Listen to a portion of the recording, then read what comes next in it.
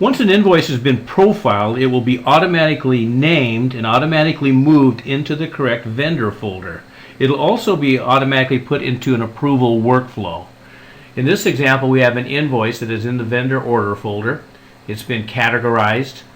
It has a gear on the icon to denote that it's in a workflow, where a mouse hover over will show the categorizations and it'll show the workflow step and instructions. In this case, the buyer has been notified to first review and approve the invoice for processing. The buyer will receive an email notification with the instructions to review the invoice. If it's rejected or not approved, it will move back into the rejected folder and AP will be notified for further processing with the reason why. The buyer who's notified will open up the workflow task from the email.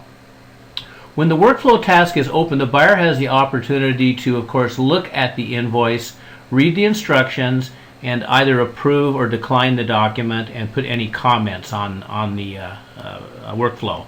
They can also have the opportunity to delegate the task, for instance, if somebody knows more about this invoice, this purchase, than they do. So in this example, the invoice will double click on the shortcut to the invoice and we'll take a look at the actual invoice to make a decision. Please note here we also, in the process, we stamp the invoices where they are, and this is in process, and so we denote that with a stamp on the actual invoice.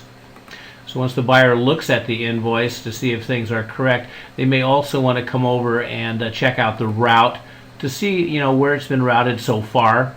And to help them make a decision, they can come over to this Documents tab and they can bring up the latest version from Document Locator of things like the Invoice Procedure Approval Policy, even things like the diagram of the flow chart to see how this workflow processes through the approval cycle. So we have collateral information here that can be helpful to somebody making a decision on approving the document.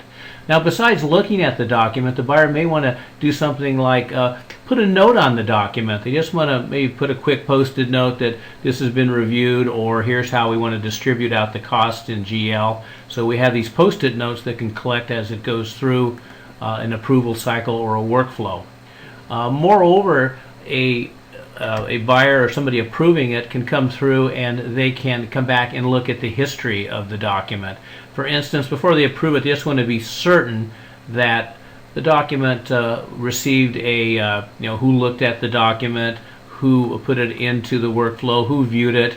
So you have a very concise way to roll up and look at different actions that occurred with the invoice. A more complete audit trail, if you will. Now you also have the opportunity, if you wanted to for some reason, to check it out and maybe put some annotation onto the actual invoice. You have that opportunity here as well. So in this example, we're going to have the buyer go ahead and approve the invoice.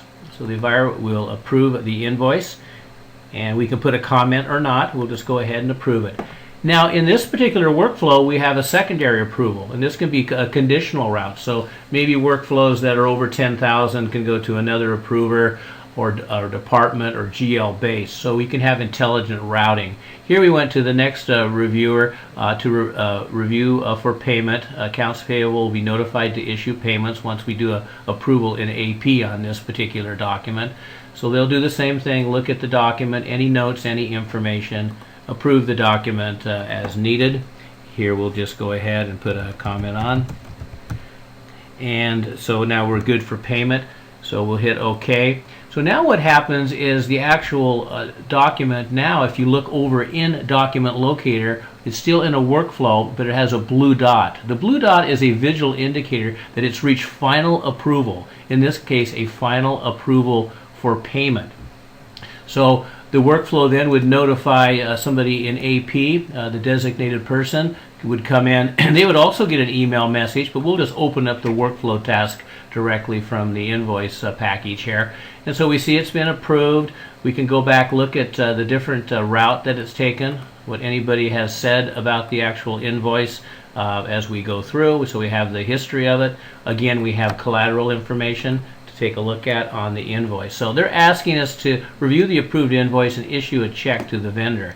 To really also make sure that it's approved, I can open it up and I can just confirm that not only from within Document Locator it's been approved, but Document Locator also stamped this invoice for payment.